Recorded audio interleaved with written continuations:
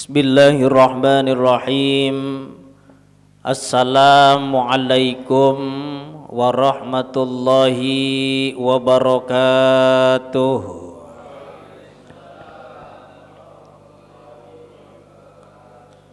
Alhamdulillahi rabbil alamin.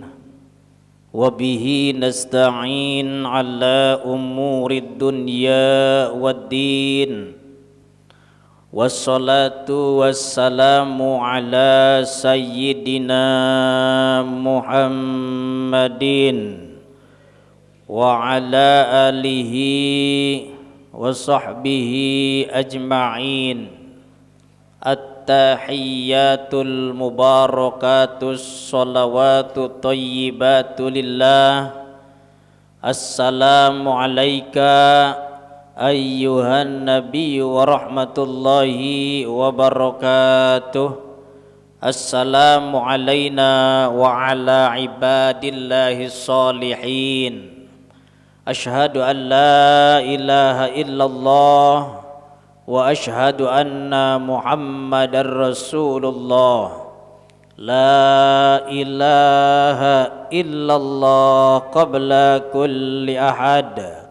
La ilaha illallah ba'da kulli ahad. La ilaha illallah yabqa rabbuna wa yafna kullu ahad amma ba'du. Hadirin para jamaah yang dimuliakan Allah Subhanahu wa taala, pertama-tama yang paling utama, marilah kita panjatkan puja yang tiada terhingga, puji yang tiada bertepi, dan juga serta rasa syukur yang tiada terukur kepada Allah Subhanahu wa taala yang terus memberikan banyak kenikmatan kepada kita, wabil khusus nikmat iman. Bapak-bapak diberikan nikmat iman, kerasa nikmat apa enggak? Kerasa apa enggak? Kerasa. Rasanya apa? Oh, enak gitu. Kan orang dikasih roti kerasa enak gitu ya.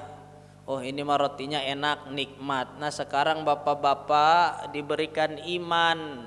Kan sering disebut sama para mubaligh, nikmat yang paling utama adalah nikmat iman. Ya, nikmatnya tuh kayak gimana sih iman? Rasa coklat kah? Atau stroberi atau kombinasi gitu? Rasanya gimana sih Pak nikmatnya iman? Enak, tenang, nggak punya duit? Tenang, ada iman ya. Nggak punya duit, tenang, bini ngomel.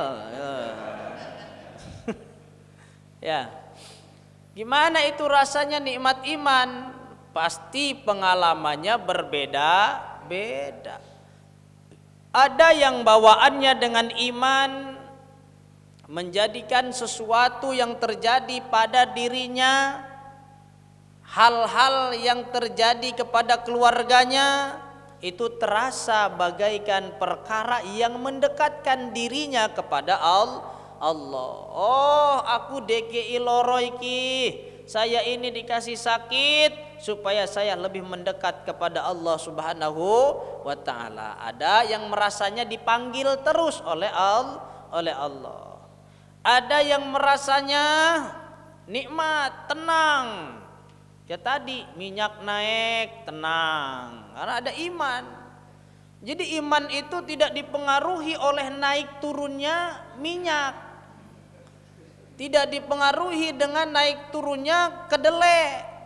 Mau ada tempe kek, mau nggak ada tahu kek, beres, tenang. Karena apa? Karena percaya yang ngatur adalah Allah. Karena dia punya keyakinan la yusibana illa ma kataballahu lana.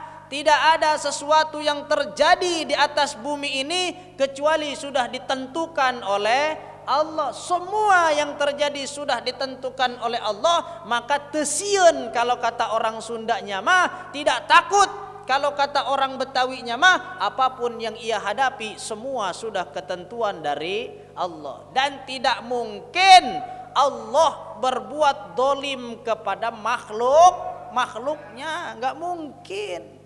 Maka percaya karena Allah yang bikin, Allah pula nanti yang akan menyelesaikan. Ada yang rasanya begitu jadi tenang, anteng aja.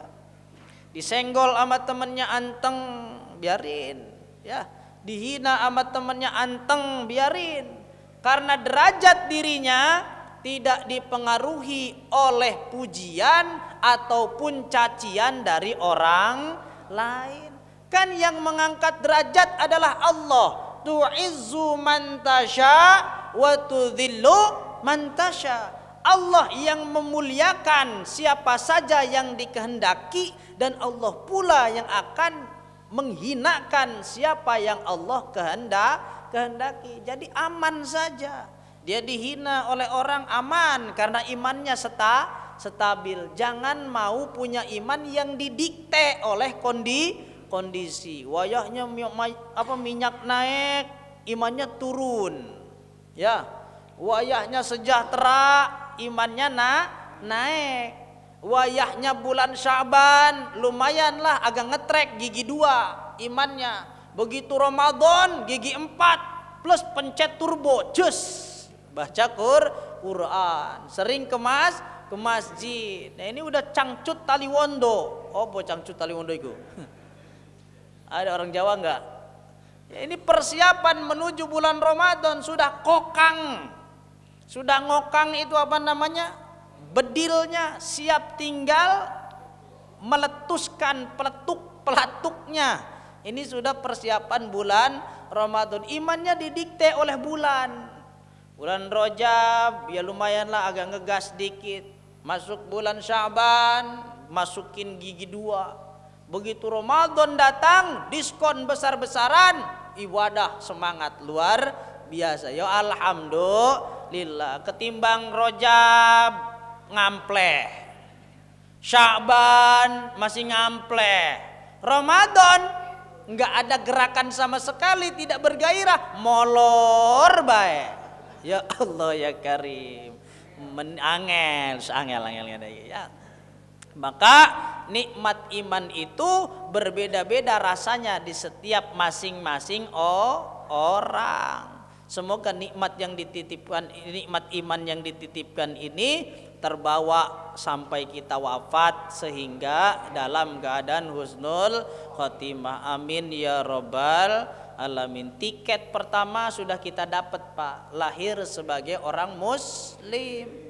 Tiket kedua sedang kita jaga.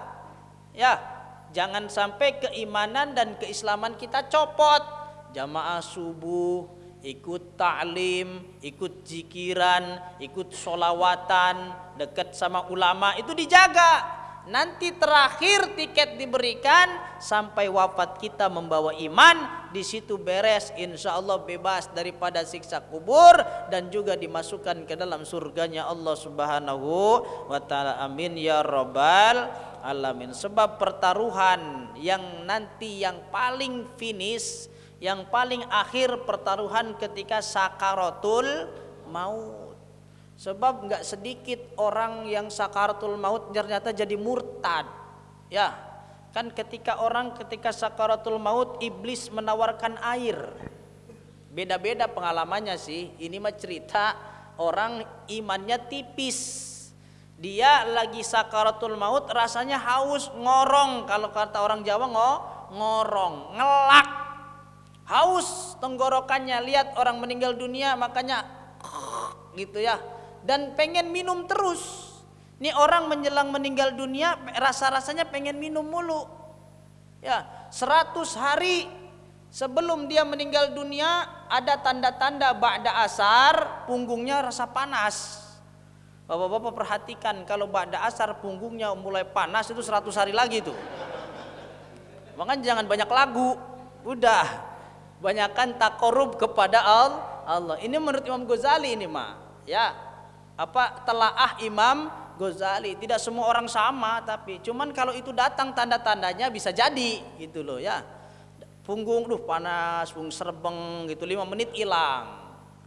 40 hari lagi mau meninggal dunia, apa tanda-tandanya?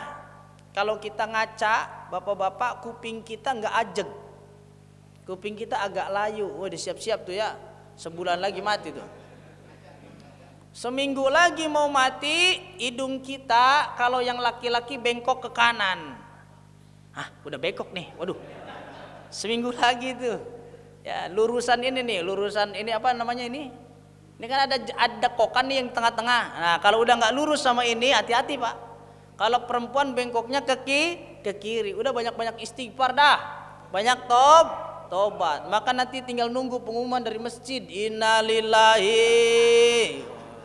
ya wa inna ilaihi rajiun. Karena kita nggak tahu kapan kita bakal meninggal dunia. Tuh orang yang ketika sakaratul maut itu ketika menjelang detik-detik sakaratnya dia akan merasakan kehausan.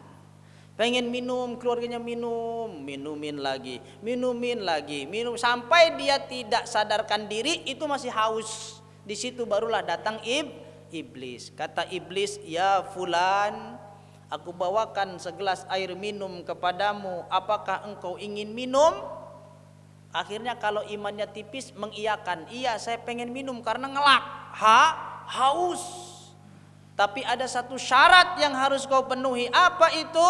Yang pertama syaratnya dustakan Allah sebagai Tuhanmu. Akhirnya kalau imannya tipis ditukar tuh iman dengan air yang dibawa oleh iblis. "Iya, saya dustakan Allah bukan sebagai Tuhanku."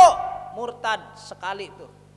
Akhirnya iblis mendekat, ya, membawakan air. "Engkau masih mau air minum ini?" "Iya, saya masih mau." "Ini udah dekat fulan. Ada syarat yang kedua." "Apa syaratnya?" "Syaratnya dustakan Muhammad sebagai Rasulullah dan sebagai nabimu." Akhirnya yang imannya tipis, yang tidak pernah baca Quran, yang tidak pernah ngamalin sunnah, yang nggak pernah dekat ulama, itu nggak ada yang ngelingin. Apa ngelingin tuh? Gak ada yang ngingetin dalam batinnya. Karena kedekatan kita dengan Quran itu yang akan melindungi kita. Kedekatan kita dengan nasihat para ulama itu yang akan mengingatkan kita. Tapi karena ternyata jauh dari semuanya, dari Quran jauh, dari ulama jauh, dari tempat ibadah jauh, dari agama jauh, ibadah juga boro-boro, maka ditukar, "Iya, saya dustakan Muhammad bukan nabinya Allah." La ilaha illallah, naudzubillah min dalik. Udah dekat, udah mau nyampe bibir. Nih, air sudah ada di tepi bibir kamu. Apakah engkau masih menginginkan air yang kubawa? "Iya, aku sangat kehausan." Ini alam batin Pak, nggak kelihatan sama orang.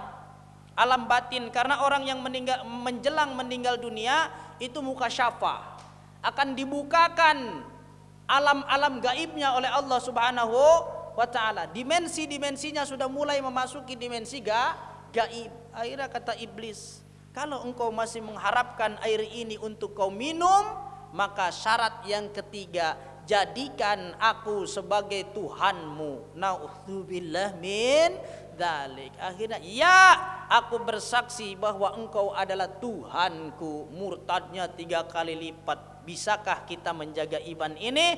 Mudah-mudahan Allah bimbing kita, mudah-mudahan Allah beri kekuatan kita, dan semoga kita wafat dalam keadaan husnul khotimah. Amin ya rabbal alamin. Mati diodot nyawone, dicabut nyawanya oleh malaikat Israil, wis ora ono imane, metu wa yakhruju minad dunya bi ghairi imanin, keluar dari alam dunia yang panah ini tanpa membawa iman.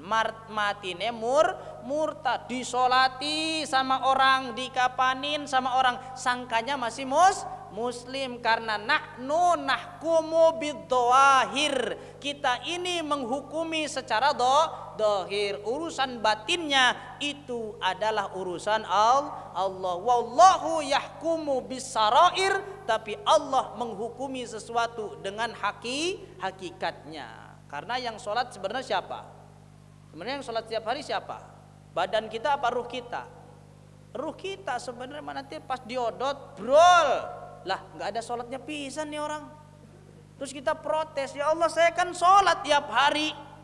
Lah buktinya data-data sholat tidak terekam di dalam ruhmu. Terus kemana engkau ketika badanmu sujud, engkau kemana? Biasa ya Allah nongkrong warung kopi. Lah jidatmu ditaruh di atas sejadah, kamunya ngeluyur. Ada nggak orang yang lagi sholat ngeluyur ke warung kopi? Ada nggak? Ada. Bahkan ngeluyur ke bank juga ada. Allahu Akbar. Tadi dapat tawaran berapa pelaponnya ya? Ngeluyur ke BRI, ngeluyur ke bank BPR buat minjem duit. Ada juga yang ngeluyur ke mobil, ya. Kan pernah diceritain sama saya. Ada dulu kiai yang cuman punya motor Vespa. Bapak-bapak masih ingat apa enggak? Lupa lah udah. Cari rekamannya. Ya, dulu ada kiai cuman punya motor Vespa. Nih ceritanya, saya singkat langsung ke akhirnya. Nih kiai ini khusyuk, Pak. Gak pernah mikirin dunia. Tapi suatu saat ada jamaahnya patungan. Gara-gara kiai ini sering mogok motornya supaya pengajiannya lancar, patungan itu dapat mobil Lamborghini. Karena kiai mah punya barang itu selalu dibawa ibadah, akhirnya itu rumah yang dekat musola tetap dibawa tuh mobil Lamborghini. Nyampe di depan musola ada pemuda badannya tinggi bertato. Assalamualaikum kiai. Waalaikumsalam. Waduh, nih bocah nih kayak gak bener nih orang nih. Akhirnya, kiai mobilnya keren amat, kata pemuda itu. Emang kenapa? Ini mobil miliaran kiai. Wah saya nggak ngerti tuh. Ini spionnya aja kalau dijual bisa 30 juta. Yang bener kiai. Jangankan spion, pentilnya aja kalau diambil sama orang itu 1,5 juta. Waduh kata kiai, mahal juga ya mobil nih. Karena kiai nggak ngerti tentang dunia. Ini kiai khusyuk, polos tentang urusan dunia, nggak mau tahu. Dibacain sama tuh pemuda, ini mahal. Akhirnya ditanya, kiai ini aman nggak nih mobilnya? Apa emang ada alarmnya apa enggak? Oh alarm yang kayak gimana? Yang kalau disentuh bunyi ya? Iya udah dipasang. Oh aman kiai, berarti nih kiai boleh sholat di masjid. Nanti kalau alarmnya bunyi berarti tanda bahaya mengancam mobil kiai. Siap. Berarti ada yang nyopotin spionnya kiai. Oh iya. Berarti udah. Akhirnya komat tuh di masjid. Allahu Akbar. Asyhadu an la ilaha illallah. Kiai masuk. Kata kiai, oh sini sholat pemuda bareng di masjid. Pemudanya nggak mau. Gak mau kiai, saya sholatnya di sini aja. Sholat kiai sama sholat saya sama. Duh, katanya ngece nih pemuda nih. Ente siapa nyamain sholat saya dengan ente? Ilmunya sampai di mana kata kiai itu? Akhirnya kiainya masuk ke dalam masjid, tuh pemuda nggak mau masuk masjid. Kiai sholat, Allahu Akbar. Tungguin ada sirine apa enggak nih? Wah. Jangan-jangan si bocah muda tadi tuh mau nyopotin spion. Bismillahirrahmanirrahim.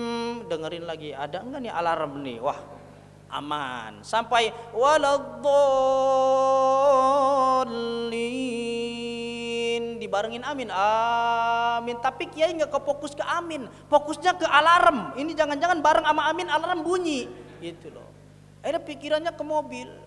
Sampai sujud ada dikolongin, Pak, mobil ada nggak di belakang nih?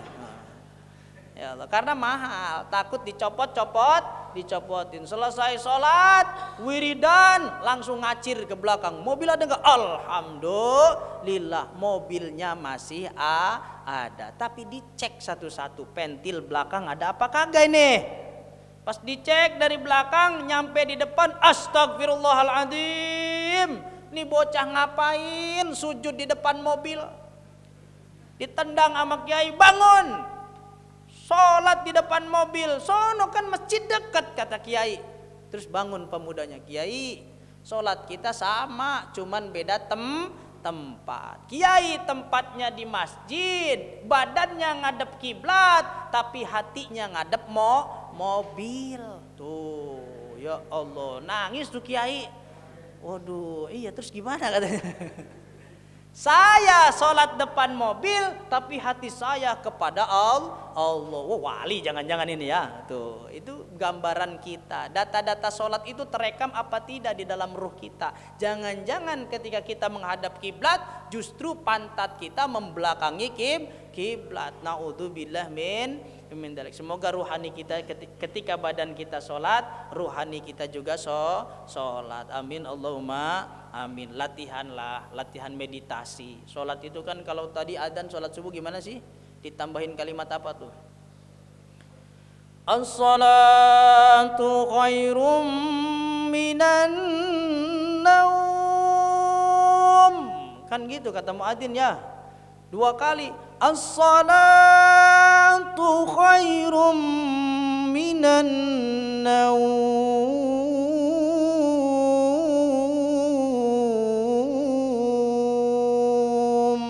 Apa artinya? Salat itu lebih baik daripada tidurnya, jelas. Jelema geloge tahu. Tapi bukan itu maksud yang terdalamnya.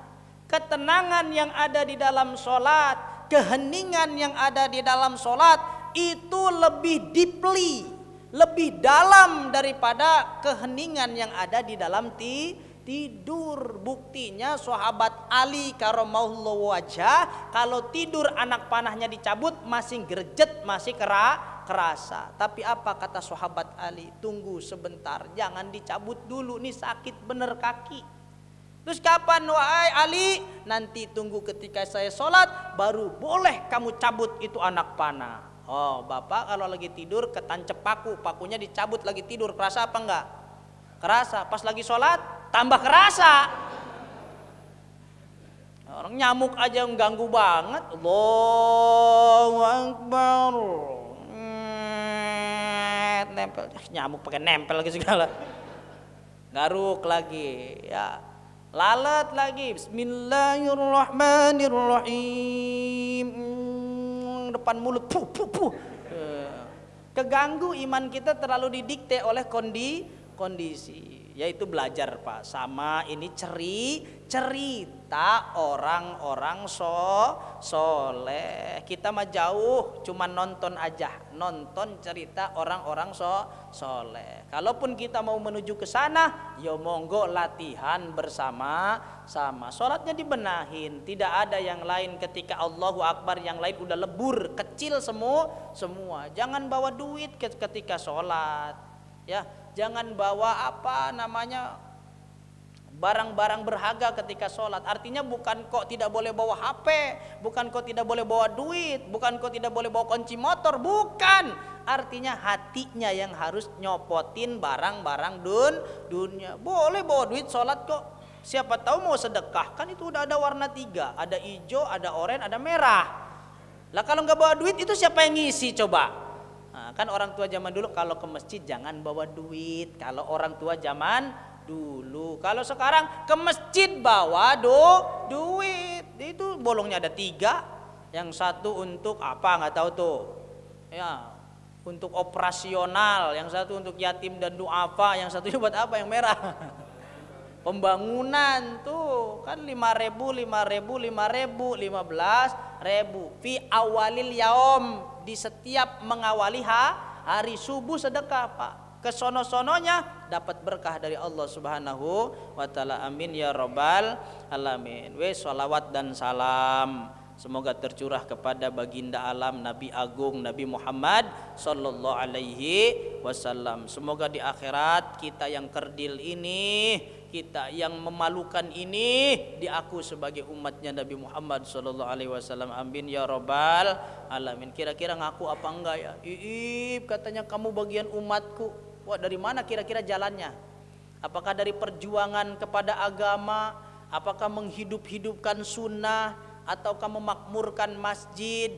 Apakah sering baca Quran? Dari mana jalurnya kira-kira? Wallahu a'lam. Ya mudah-mudahan saja kita yang memalukan di hadapan Allah ini tetap diaku sebagai umatnya Nabi Muhammad sallallahu alaihi wasallam. Amin ya rabbal alamin. Bapak-bapak, para jamaah yang dimuliakan Allah Subhanahu wa taala, pada subuh kali ini saya pengen rileks dulu dengan mengumpulkan nasihat guru-guru saya ya, tapi masih berhubungan berkaitan dengan yang tertera di dalam kitab Ihya Ulumuddin, cuman jilid pertama. Biasanya yang saya baca kan jilid ketiga ya. Ada di jilid pertama itu Fadhailul Quran, atau adab membaca Al-Qur'an. Mbah Yai Maimun sering wanti-wanti kepada santri dengan ayat ini.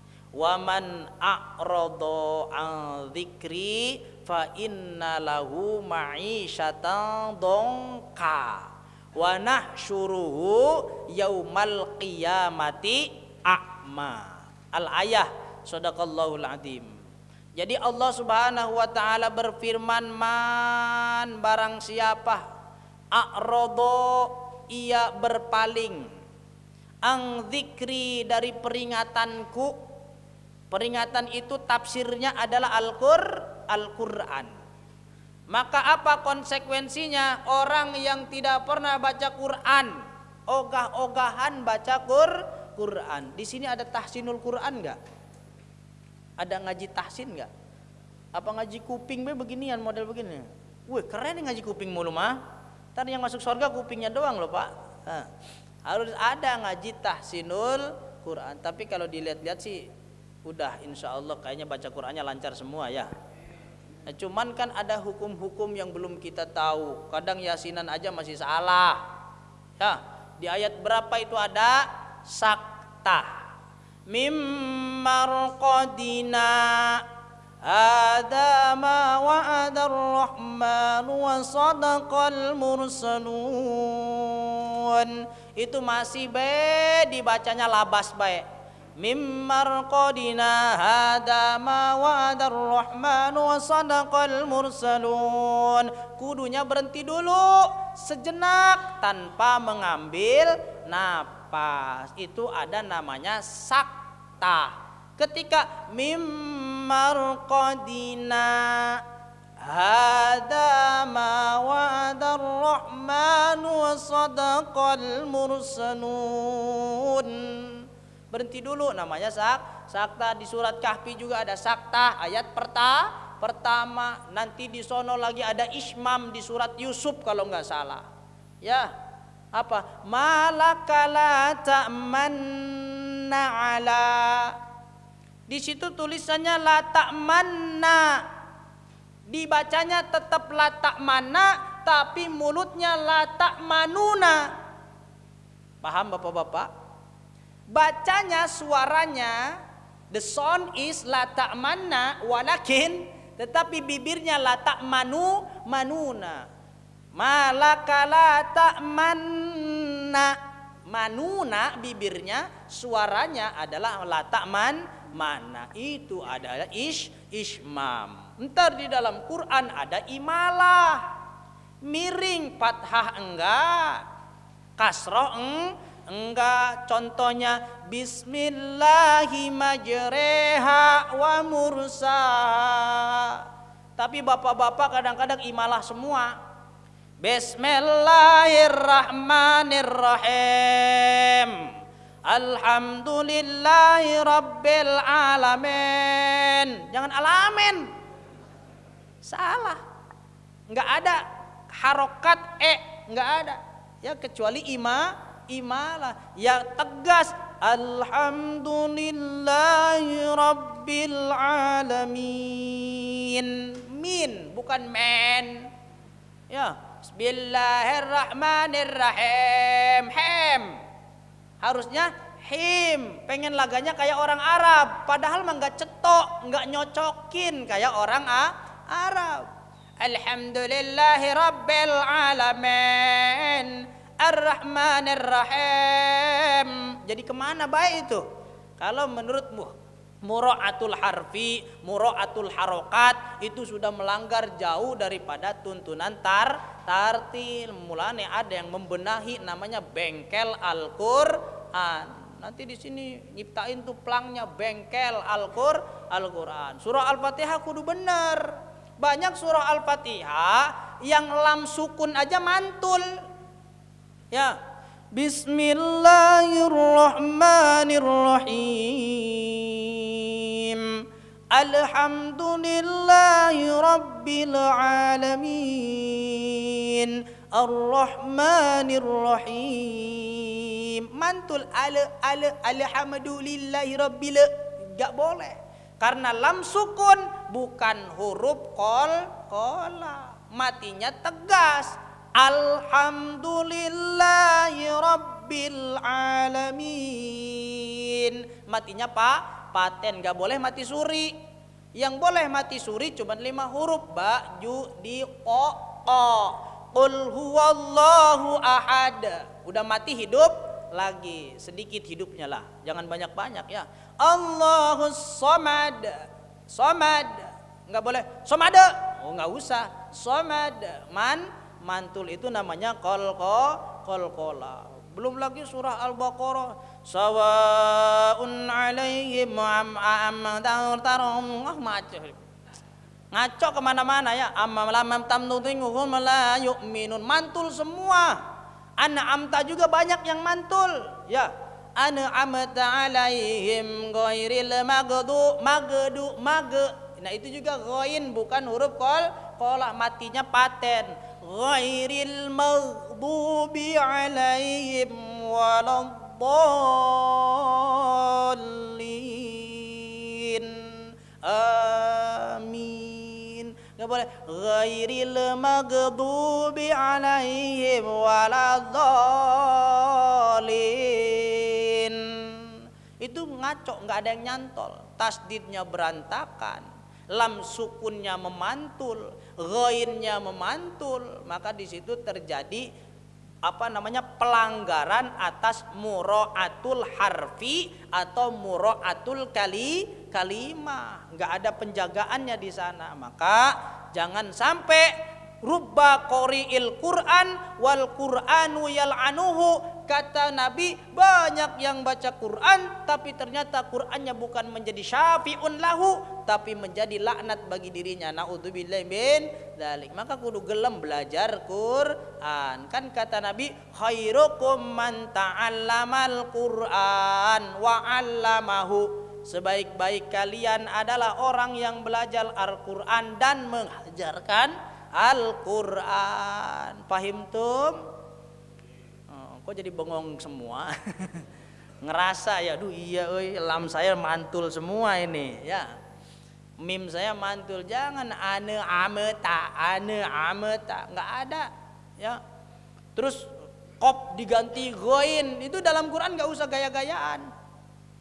Kecuali dalam perbicaraan ngomong gitu kan, magadir, makodir, tadinya makodir karena dalam kalimat-kalimat obrolan amiyah, kop itu kebanyakan orang Yamani itu pakai ga ya. Biqadradillah insyaallah, maka kita ini semuanya itu pakai kop, itu jadi ga. Kalau orang Yaman itu kita ikut-ikutan di dalam Al-Qur'an. Qul huwallahu ahad.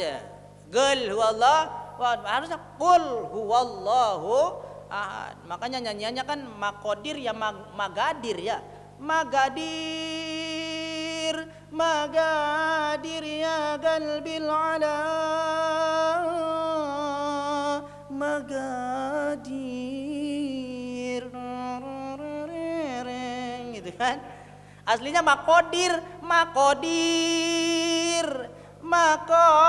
ya qalbil ala, galbil jadinya galbil, aslinya qalbiha hati, fi qulubina imanan, di dalam hati kami ada iman, kan begitu kalau orang-orang Arab biasanya fi qulubina imanan, padahal fi qulubina imanan, tapi dilapatkannya fi qulubina imanan. Masya Allah ya Rab ya gitu ya, cepat ngomongnya lah karena saking lancarnya menghafal dalil. Bapak-bapak nggak usah dibawa di Quran. Walaupun baca qasidah, umpama baca qasidahnya ya banyak qafnya, itu nggak apa-apa, pakai ga gitulah, model-model Arab seperti itu. Tapi kalau di dalam Quran, warattilil Qur'ana tartila, bacalah Quran dengan tartil. Tartil itu apa? Ai bitajwidihi, yaitu dengan hukum-hukum tajwidnya. Yang ikhfa dibaca ikhfa, yang idgham dibaca idgham. Jangan iyyaka na'budu wa iyyaka nasta'in, enggak nyangkut itu Pak. Harusnya iyyaka na'budu wa iyyaka nasta'in. Nantinya malah iyaka kalau nggak pakai tasdid maknanya hanya kepada engkau matahari aku menyembah dan hanya kepada engkau matahari aku memohon pertolongan. Kalau pakai tasdid iyaka ing panjenengan mung kulo na'budu nyembah wa iyyakalan mung maring panjenengan nasta'inu kulo nyuwun pitulung. Jadi beda maknanya nantinya. Nah itu maka kata Al-Quran man a'rado an dzikri fa inna lahu ma'isyatan dongka. Barang siapa yang berpaling dari Quran moh-mohan orang gelem belajar Quran, tidak mau baca Quran, maka konsekuensinya fa inna lahu ma'isyatan dongka. Dia akan diberikan penghidupan yang sempit. Naudzubillah min dzalik. Mau cari kerja mentok terus, ya. Bisnis gak jalan. Itu obatnya adalah mendekatkan diri kepada Allah dengan wasilah Al-Quran. Kalau dadanya merasa sesek terus, bukan sesek itu bengek Pak, bukan. Tapi sesek itu galau, meracau, hatinya nggak karu-karuan, maka amalin surat Alam Nasroh ba'da subuh 11 kali, ba'da maghrib 11 kali. Bismillahirrahmanirrahim. Alam nashrah laka sadrak wa wada'na 'anka wizrak alladhi anqadha dhahrak. Amalin 11 kali ba'da subuh, 11 kali ba'da maghrib. Bapak-bapak rumahnya kok auranya siap. Apa siap tuh ya? Redup. Orang tuh kalau bertamu di rumah bapak nggak betah awalnya.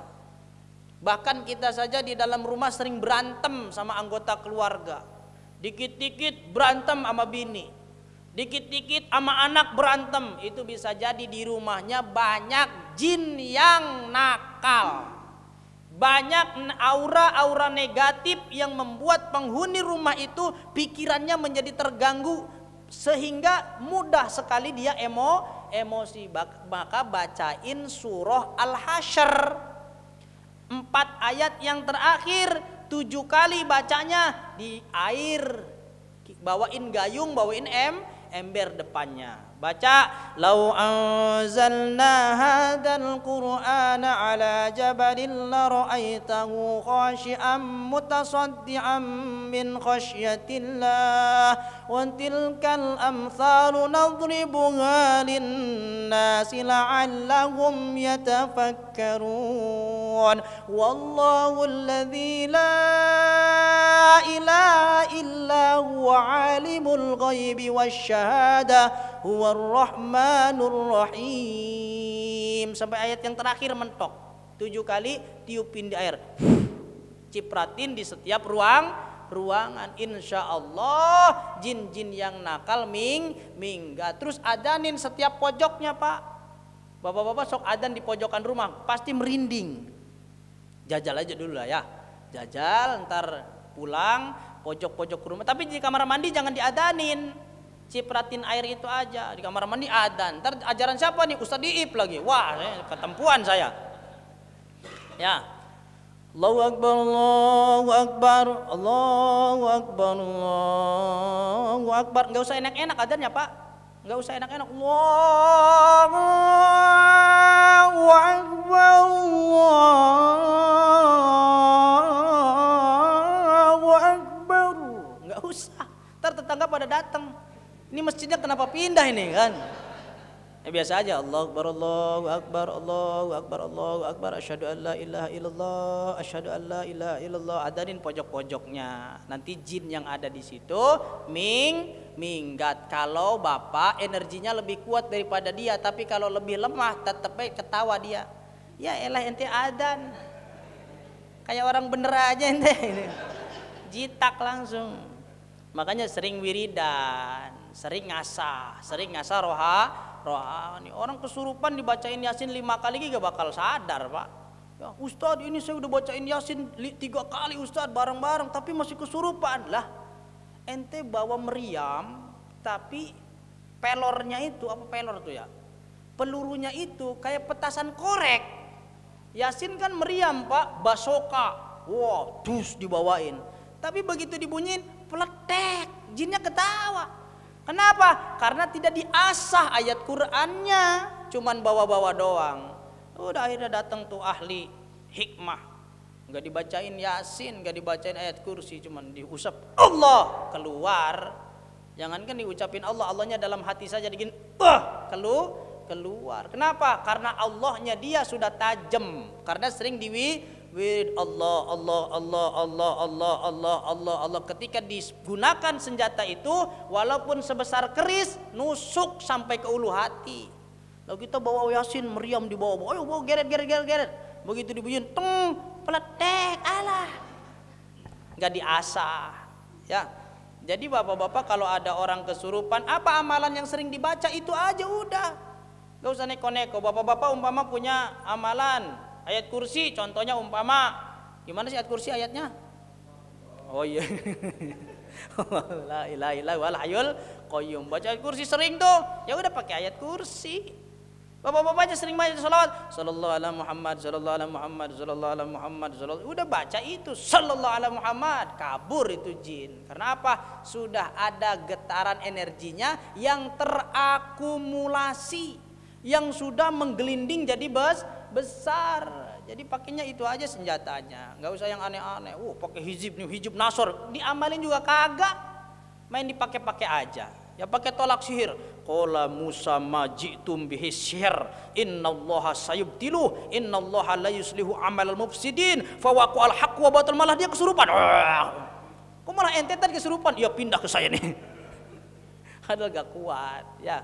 Maka Qur'annya ya didawamkan. Dulu mah ada odoj, one day one juz, berarti satu sekali waktu sholat 2 lembar, ba'da subuh 2 lembar, ba'da duhur 2 lembar, asar 2 lembar, maghrib 2 lembar, isya 2 lembar. Pas satu hari satu juz.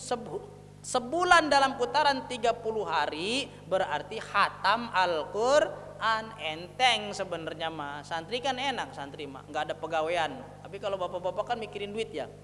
Gimana? Ini gimana nih, kerjaan kagak beres ini ya. Tender kagak masuk lagi. Udah pikirannya banyak. Ya udah baca Quran sebenarnya, Pak. Karena apa? Orang yang jauh dari Quran, nasihat Mbah Maimun itu uripe kangelan, Pak. Kangelan. Apa kangelan tuh? Kesusahan kalau orang hidupnya jauh dari Quran. Maka dekatlah dengan Al-Quran. Terus mukjizat nabi-nabi yang lain, contohnya Nabi Musa. Mukjizatnya apa? Ngebelah lautan. Pakai apa tuh? Pakai tongkat wasilahnya ya. Tongkat lebih kecil daripada laut apa lebih besar? Urusannya Nabi Musa lebih besar apa lebih kecil daripada tongkat? Urusannya Nabi Musa sama tongkat gedean mana? Gedean urusannya Nabi Musa. Itu Allah Subhanahu wa taala ingin membuktikan bahwa sebesar apapun urusan kita di dunia, itu kalau Allah yang punya mau pasti selesai. Nabi Musa udah mentok, ya Allah, depan lautan lagi, mana di belakang saya ribuan orang, di belakangnya lagi Fir'aun lengkap dengan senjatanya. Akhirnya Nabi Musa, ya Allah, antal musta'an wa alaikal balag wala haula wala quwata illa billah. Mentok ya Allah nih, depan samudra, di belakangmu musuh. Gimana solusinya? Gampang Musa. Fa'alqa asaq, lempar tongkat. Lah dari tadi kalau cuman begitu doang mah ya Allah, saya lemparin dari tadi tongkat. Ya apa? Urusan yang begitu besar yang dihadapi oleh Nabi Musa, solusinya cuman suruh ngelempar tongkat. Beres. Belah itu lautan, nyebrang Nabi Musa dengan kaumnya. Begitu Fir'aun nyebrang, kelelep semuanya. Itu kalau urusan sudah dibereskan sama Allah, maka jangan jauh-jauh dari Allah. Sebesar apapun urusan kita, kalau Allah yang ngeberesin, urusan beres, Pak. Nabi Ibrahim alaihi salam digelandang di tengah-tengah lapangan, diikat di sebuah kayu, dibakar Nabi Ibrahim. Apa yang dibaca Nabi Ibrahim? Hasbunallah wa ni'mal wakil, ni'mal maula wa ni'man nazir. Hasbunallah wa ni'mal wakil, ni'mal maula wa ni'man nazir. Maka sering ikut jikiran. Kan suka ada jikiran di sini ya. Malam apa jikirannya? Ratiban apa-apa? Yasinan. Ya ratib dibaca kalau ada yang udah ijazah ya, ratibul haddad ke atau ratibul atos. Ratibul atos awalnya aja udah surat Al-Hasyr itu. Sudah law anzalna hadzal qur'ana ala jabalil la ra'aitahu khashi'an mutasaddian. Kesono-sononya banyak ya. Nabi Ibrahim datang, malaikat Jibril, Ibrahim, saya akan copot talinya, kamu tinggal lari. Kata Nabi Ibrahim, saya enggak butuh pertolongan kamu wahai malaikat Jibril. Lah kan tadi kamu minta tolong sama Allah, Allah mengutus saya untuk menolong kamu. Saya pengen Allah langsung yang nolong. Nah ini kalau ini nggak mau pakai pelantara nih, babnya Nabi Ibrahim alaihi salam. Balik lagi malaikat Jibril, ya Allah, Nabi Ibrahim tidak mau ditolong melalui saya. Ya udah, ntar saya yang tolong langsung. Apa yang Allah katakan? Qul ya naru kuni bardaw wa salaman ala Ibrahim. Wahai api, dinginlah engkau, tetap engkau membakar semuanya, tapi rasanya menjadi dingin. Nabi Ibrahim utuh, ya kayu bakarnya habis. Itu Allah langsung yang nolong. Maka kalau bapak-bapak urusannya ngegencet banget, sudah kayak mau dibakar api, sudah tidak tahan, maka baca hasbunallah wa ni'mal wakil 425 kali. Sedikit lah, 4 kali putaran tasbih ya. Hasbunallah wa ni'mal wakil, ni'mal maula wa ni'man nasir. Hasbunallah wa ni'mal wakil, ni'mal maula wa ni'man nasir. Hasbunallah wa ni'mal wakil. Jangan cepet-cepet banget ya. Biasa aja. Hasbunallah wa ni'mal wakil, ni'mal maula wa ni'man nasir. Wah, bapak-bapak jadi wali semua di sini nanti. Pada begini semua. Tasbih semua tangannya ya. Kan sekarang mah nggak usah pakai tasbih, Pak. Ada yang lebih praktis. Itu yang ditempelin di jari itu.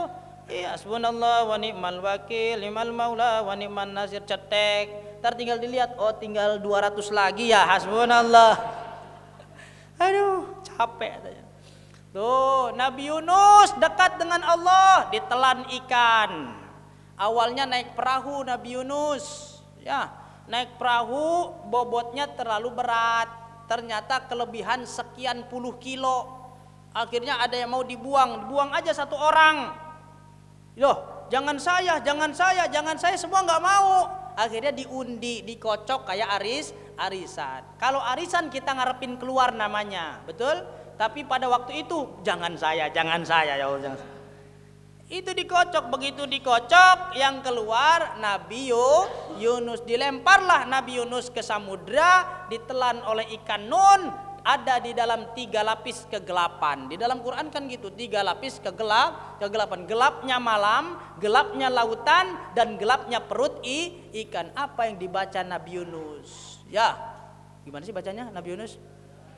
La ilaha illa anta subhanaka inni kuntu minadh-dhalimin. La ilaha illa anta subhanaka inni kuntu minadh-dhalimin. La ilaha illa anta subhanaka inni kuntu minadh-dhalimin.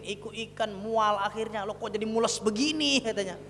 Akhirnya muntah, keluarlah Nabi Yunus terdampar. Jadi kalau dekat wirid kepada Allah, urusan kita diberesinnya ya sama Allah. Maka ahli zikir itu ala bidzikrillahi tatmainnul qulub. Kenapa bisa tenang? Karena yakin yang akan menyelesaikan urusannya adalah Allah. Yang bingung-bingung itu yang nggak pernah wiridan.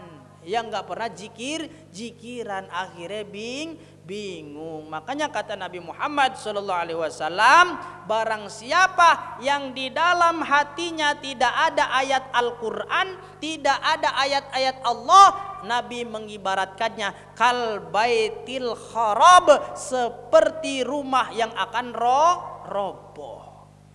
Ketimpa ujian sedikit, oleng, langsung goyang. Ujian gak punya duit aja sehari, udah pikirannya mumet banget tuh. Gimana besok, dipikirin aja besok. Padahal besok ada rizkinya yang sudah ditentukan oleh Allah. Hari ini boleh jadi tidak punya uang, siapa tahu besok 1 miliar turun. Amin ya robbal alamin. Jadi orang yang tidak ada ayat Quran di dalam hati dan batinnya, kata Nabi, itu seperti rumah yang mau roboh, diterpa angin sedikit dia ambruk. Ya, naudzubillah min dalik. Maka kuatin baca Qur'annya, insya Allah makin gede energinya. Begitu masalah datang, itu energi Qur'annya lebih besar daripada hantaman masalah. Maka tetap tenang. Oh tenang ini mah, bacain surat ini nih. Wa nunazzilu minal Qur'ani ma huwa shifaa'un wa rahmatul lil mu'minin wa la yazidudz zalimina illa khasara. Allah, balik lagi sihirnya. Ke orang jebret ngantem dukunnya. Nah, itu pakai wa nunazzilu minal Qur'ani ma huwa shifaa'un wa rahmatul lil mu'minin wa la yazidudz zalimina illa khosaro. Itu kalau dalam amalan pesantren namanya tolak sihir. Di dalam Quran ada semua. Bapak-bapak punya hajat yang besar, Mbah Umar Faruk bin Imam, pengasuh pondok pesantren Ma'hadul Ilmi Asy'ari, tempat di mana saya dulu belajar, beliau mengatakan, "Ista'inu bisuratil ikhlas." Mintalah tolong kalian dengan baca surat Al-Ikhlas. Makanya kalau di zikiran udah lengkap semua ada. Apa manakiban? Manakib Syekh Abdul Qadir Jailani udah ada semua. Qul huwallahu ahad, Allahus samad, lam yalid wa lam yulad wa lam yakul lahu kufuwan ahad. Terus kesononya yang tadi saya sebutin, la ilaha illa anta subhanaka inni kuntu minadz zalimin. Ada hasbunallah wa ni'mal wakil, ni'mal maula wa ni'man nasir. Ada semua. Kalau di manakib Syekh Abdul Qadir Jailani, ayat-ayat yang menjadi pertolongan Allah kepada para nabi terhimpun di dalamnya. Dalam manakib Syekh Abdul Qadir Jailani, dalam Rotibul Atos juga ada, dalam tahlilan juga ada. Udah dikumpulin dalam tahlilan. Ada kalimatani khafifatani fil lisan wasakilani fil mizan wahabibatani ilar rahman. 2 kalimat yang ketika diucapkan enteng, ditimbang jadi berat dan paling dicintai oleh Allah. Apa itu kalimatnya? Subhanallah wa bihamdihi subhanallahil azim. Jadi tahlilan itu udah formula dari wirid-wirid atau ayat-ayat Quran yang dikompilasikan oleh ulama, tidak sembarangan asal nyomot. Di situ ada fadilah yang unggul di dalamnya. Makanya begitu ikut ke tahlilan, di situ dibacakan zikir-zikir yang unggul. Apa namanya? Abdulu dzikri fa'lam annahu la ilaha illallah. Paling utamanya zikir adalah kalimat la ilaha illallah. Dan yang bisa menjadi tiangnya langit itu ya la ilaha illallah. Kiamat tidak akan terjadi kata Nabi selama ada orang yang berkata la ilaha illallah, walaupun 1 orang. Seluruh dunia sudah maksiat, seluruh dunia sudah tidak kenal Allah, ada orang yang masih la ilaha illallah. Allah tahan langit. Berarti tiangnya langit itu ya la ilaha illallah. Maka Allah katakan bighairi amadin tarawunaha lam tarawunaha. Allah menciptakan langit tanpa tiang yang kalian lihat. Berarti ada tiangnya tapi nggak kelihatan. Makanya kalau Gus Baha menerangkan kalimat la ilaha illallah, powernya besar. Ya makanya oleh Nabi disebut Abdulul Dzikri. Paling utama-utamanya zikiran adalah la ilaha illallah. Bapak-bapak jangan ketinggalan la ilaha illallah setiap hari 24 kali ya. Itu amalan dari Mbah Maimun Zubair. La ilaha illallah, la ilaha illallah. Sendiri gak apa-apa ya. Sendiri gak apa-apa. Enggak mau rame-rame umpama saya mau sendiri khusyuk saya mah. Di dalam kamar ditutup. Wah, tahu-tahu ngopi di kamar kan? Hudud. Ikutlah bareng-bareng supaya apa? Powernya lebih besar. Ya kan, la quwata illa bil jamaah. Tidak ada kita ini punya kekuatan yang besar kecuali dengan berjamaah. Wala jama'ata illa bil imamah, dan tidak ada jamaah yang solid, tidak ada jamaah yang hebat kecuali ada pemimpinnya. Ngumpul-ngumpul doang nggak ada yang mimpin. Lah pelangap-pelongo Pak. Yang mimpin siapa ini? Lah nggak tahu katanya. Nggak jalan. Maka di setiap perkumpulan harus ada pimpinan. Bahkan kata Nabi, ketika engkau berkumpul 3 orang, maka angkatlah salah satu menjadi pemimpin. 3 orang aja harus ada imamnya. Apalagi banyak di masjid, ya mesti ada imamnya. Dah. Barang siapa yang berpaling dari Al-Quran, maka dia akan diberikan penghidupan yang sempit. Wa nahsyuruhu yaumal qiyamati a'ma, dan nanti di akhirat dia digiring dalam keadaan buta. Maka kita bertanya kepada Allah, ya Allah, dulu saya dapat melihat artis dengan jelas.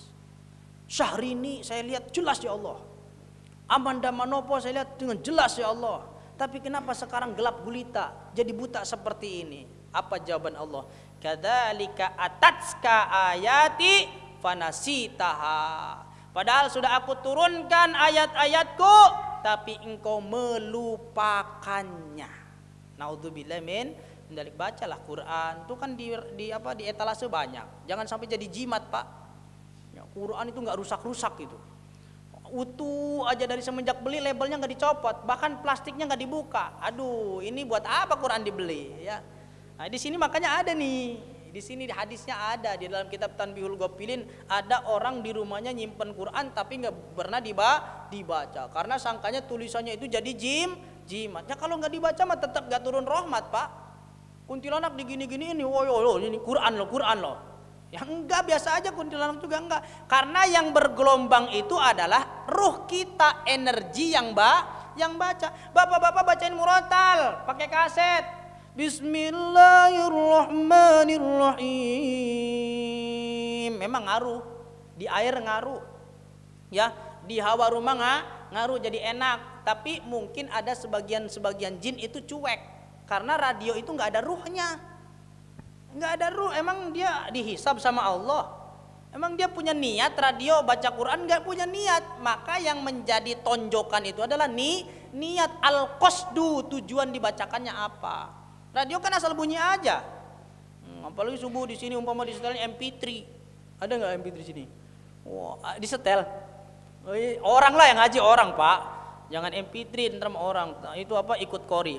A'udzubillahi minasyaitonirrajim. Wah, siapa ini? Bapak siapa nih? Gitu kan. Tapi kalau dicari, bapak siapa ini? Kaset itu mah. Oh, kan? Iya, terus bismillah kencang ya. Bismillahirrahmanirrahim.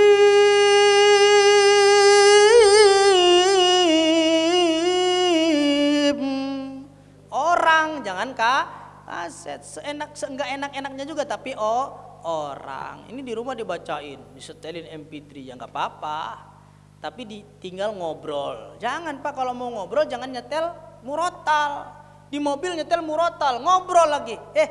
Ketika dibacakan Quran kan kata Allah fastami'u lahu la'allakum turhamun. Ketika dibacakan Quran kepada kalian, maka kalian diamlah, mendengar. Ini di mobilnya baca murotal. A'udzubillahi minasyaitonirrajim. Kita ngobrol, Qurannya dicuekin. Jangan. Kalau mau ngobrol setel yang lain. Ya pas band ke jengah ceceng terserah mau nyetel apa, atau apa Beloved of Love I don't know why you said goodbye. Sambil ke gunung kan enak ya.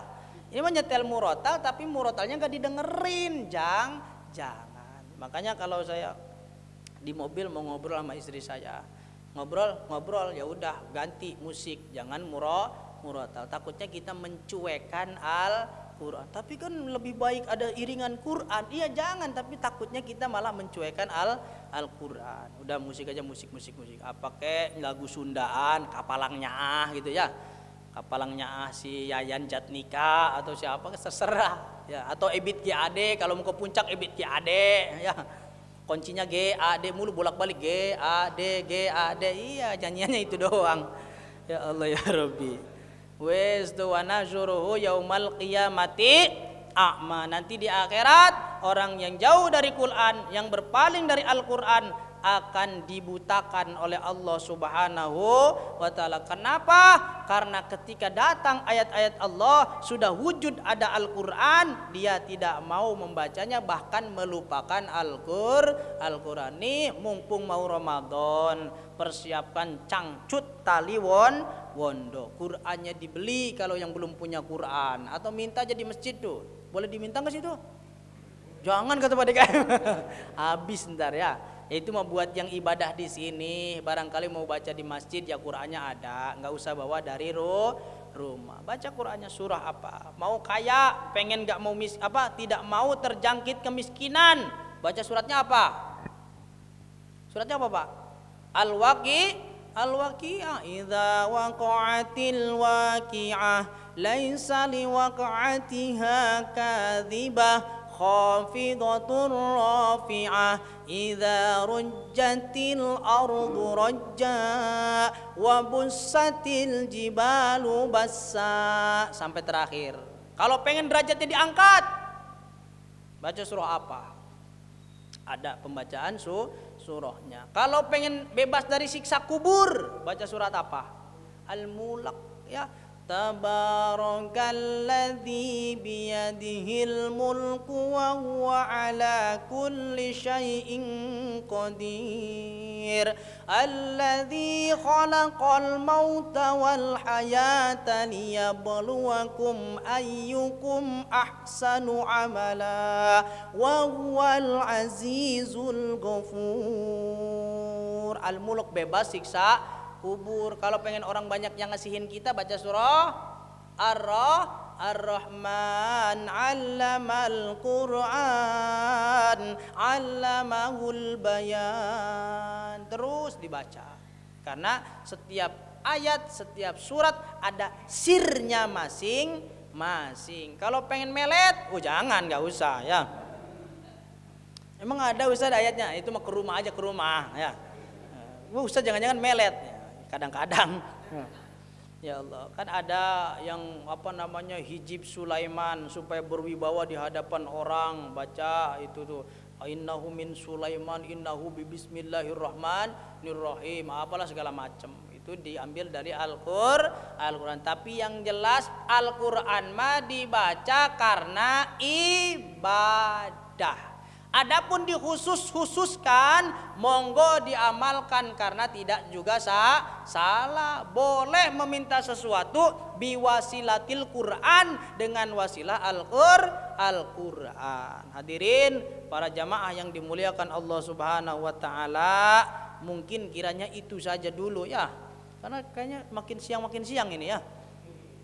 Nah, terus dibacakan Quran di rumah Pak, jangan sampai rumahnya sepi dari bacaan Quran. Karena kata Nabi, rumah yang tidak dibacakan Al-Quran diibaratkan kal qabri, seperti kuburan. Naudzubillah min dzalik. Lantainya mengkilat, terbuat dari marmer. Dindingnya catnya pakai cat jotun yang mahal. Berapa sekaleng yang 5 kilo aja 500 ribuan. Baru 5 kilo tuh yang kecil ya, 500 ribu. Ngabisin berapa kilo buat satu rumah. Tapi tetap kalau tidak dibacakan Quran di dalamnya, kata Nabi, sama saja kayak kuburan. Makanya para wali tidak pernah silau dengan dunia, karena sudah mengerti hakikatnya dunia. Keren rumahnya gede, nggak pernah begitu, biasa aja. Karena dia bisa menembus. Apa sih? Rumah gede begitu udah kayak kuburan, gak pernah dibacain Quran. Apalagi penduduknya. Bukan hanya rumahnya yang seperti kuburan, bahkan penduduknya kal baitil khorab, batinnya seperti rumah suwung, seperti rumah yang akan roboh. Makanya para wali biasa aja ngelihat mobil gitu, banyak utangnya juga sama kayak saya kan gitu kan. Iya kan gitu Pak, artis-artis juga utangnya banyak Pak. Iya, kemarin kan di podcastin Ruben Bensu katanya kenapa sampai mecat karyawannya, karena mulai macet katanya usahanya sehingga dikurangin karyawan. Cicilan jalan tapi usaha menurun. Oh berarti sama punya hutang kayak saya berarti kan. Santai berarti saya. Ketemu orang kaya sekarang nggak usah silau. Wow pakai mobil apa? Alah dapat ngutang tuh pasti udah biasa aja. Karena di zaman sekarang tidak ada orang yang terhindar dari hutang. Hanya 1-2. 1000 itu di antara 1000 komunitas itu paling 2 orang yang bebas dari hutang. Ya itu pun yang nggak punya keinginan apa-apa. Ya nggak pengen punya rumah, nggak pengen punya mobil. Ya, pokoknya mah bebas dari hutang. Monggo silakan bapak-bapak barangkali ada yang mau bertanya. Ya silakan. Dingin saya ini, kesemprot AC kayaknya. Nggak ada ya? Kalau nggak, oh ya. Kalau mau ditutup biasanya ada. Waalaikumsalam warahmatullahi wabarakatuh.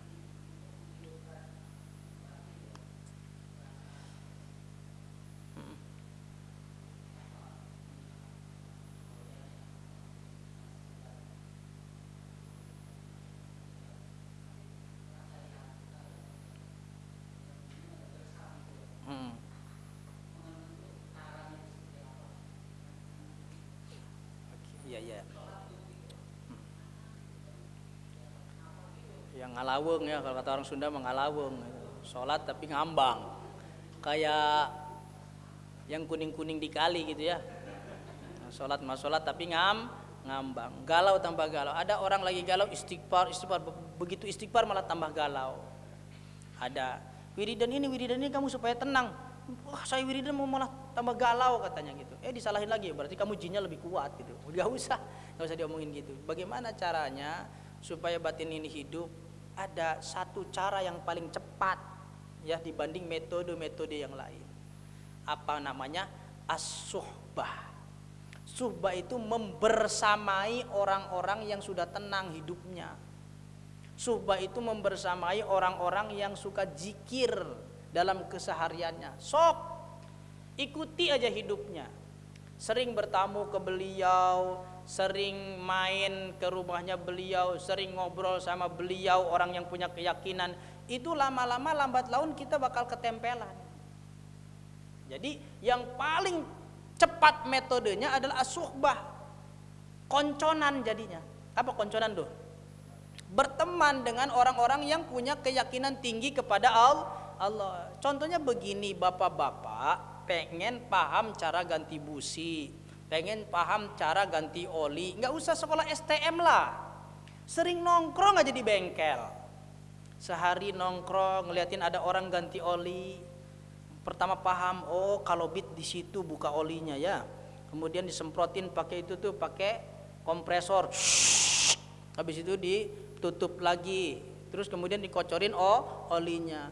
Sehari 2 hari paham, lama-lama akhirnya bang saya yang gantiin, coba bang nyobain. Oh ya udah, tapi abang liatin. Nah ini namanya mursyid, nggak dilepas begitu aja, tapi abang liatin saya bener apa enggak cara saya, diliatin, buka, dikuras ya, kemudian ditutup lagi, dibuka itu segel olinya, dikocorin. Gimana bang, bener apa enggak? Top, udah bener. Nah ini mursyid yang mengetopkan tuh mursyid. Gimana mbah, gimana syekh, gimana kiai, saya nih udah bener apa belum? Udah bener, lanjutin naik tingkatan. Jangan ganti oli dong, sekarang tune up. Wah kita udah ngerti, udah merhatiin, sebulan 2 bulan ngelihat orang tune upin motor, lama-lama ngerti ya. Maka sama dengan dalam ruhaniyah pun as-suhbah itu maka ada di dalam obat hati kan gitu ya. Ono 5 perkarane, di antaranya salah satunya adalah sering duduk dengan para ulama. Wong kang soleh kumpulon kumpulono. Sering ngumpul dengan orang soleh, lama-lama akan kegesek kesolehan. Sering kumpul dengan orang toleh, orang-orang ahli maksiat, lama-lama ikut juga Pak. Contoh, kita nggak pernah suka ngomongin orang nih, tapi ternyata tiap hari kita ngumpulnya sama orang yang tukang ngomongin orang, lama-lama nyeletuk juga mulut kita. Iya ya, saya juga heran sama bapak itu tuh. Ya, setiap tagihan bulanan gak pernah ada, ngumpet aja di WC. Oh, akhirnya ngomongin orang. Ya, pura-pura gak ada. Tagihan ini padahal udah 3 bulan nunggak, belum pernah bayaran RT. Oh, jadi ngomongin orang. Angel. Jadi bagaimana caranya? Ya tadi as-suhbah itu membersamai. Bapak cari kira-kira guru mana yang ahli zikir, ahli torekot, ahli hikmah, deketin.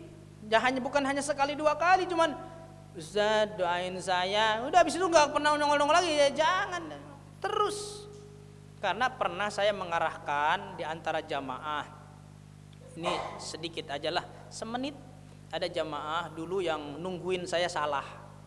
Jadi saya ngaji di suatu masjid, ada itu mantan preman, dia tuh ikut ngaji juga, include di dalam jamaah ikut ngaji, tapi merhatiin saya, nih keplesetnya di mana, bakal saya hadang nanti setelah sholat isya. Ternyata ngomong saya nggak kepleset, nggak ngejelekin ajaran mana, nggak ngejelekin ajaran mana. Dia paling benci katanya kalau ada ulama ngejelekin ulama lain. Saya kan ngaji nggak ada ngejelekin ulama lain, monggo saja, ikut siapa aja terserah, kan modelnya macem-macem. Wong wayang aja perannya macem-macem. Akhirnya tuh orang ketemu saya ba'da isya, Ustadz saya pengen ikut Ustadz. Lah jangan ikut saya, berat kata saya kayak Nabi Khidir kelasnya, kata saya gituin. Sampean masih syariat lah gitu. Bohong, ini bercanda Pak. Kata saya, ya udah ikut saya sampai 2 bulanan lah. Saya ngaji kemana dia yang nganter. Saya ngaji kemana, ke Keranji, ke Bekasi Timur, kemudian ke Jakarta, ke Cakung, dia yang nganterin. Sampai hujan-hujan dia bela-belain juga. Sampai sekarang jas hujannya dia masih ada di saya. Sekarang udah pindah orangnya di apa, yang tukang seroto tuh apa Pak? Daerahnya apa? Banyumas ya? Sampai Banyumas ya? Bukan ya. Banyumas, orang Banyumas ikut saya. Kemudian saya lempar, Mas jangan ikut saya, nanti nggak ada perkembangan. Ya, ikut tuh sama kiai itu. Saya tunjukin kiainya, tuh ikut ke kiai sana. Nanti masnya malam Sabtu zikiran di majelis sana. Mas kalau merasakan getaran yang positif, ikutin terus. Nah akhirnya orang karena itu mantan preman jadi berani kenalan juga sama kiai. Kiai, assalamualaikum, waalaikumsalam. Ikutnya kiai, saya mau zikiran sama kiai, saya mau nginep di tempatnya kiai. Nginep, akhirnya 1 bulan Ramadan penuh dia itu tahajud bareng kiai itu.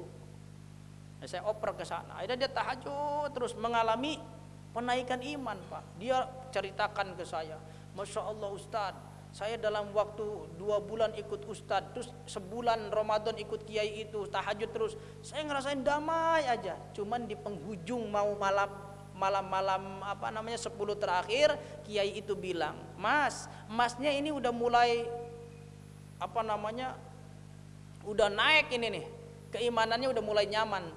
Ingat Mas, setiap keimanan yang naik akan ada ujian dari Allah Subhanahu wa ta'ala untuk menguji apakah valid atau tidak imannya, apakah terverifikasi oleh Allah atau tidak itu imannya. Mesti orang beriman itu kan rumusnya akan diuji oleh Allah, kan ada rumusnya di Quran.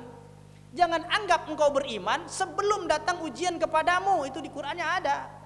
Akhirnya, Mas ini bakal kehilangan orang yang dicintai, katanya begitu. Gak apa-apa Mas, ikut saya nanti kehilangan orang yang dicintai.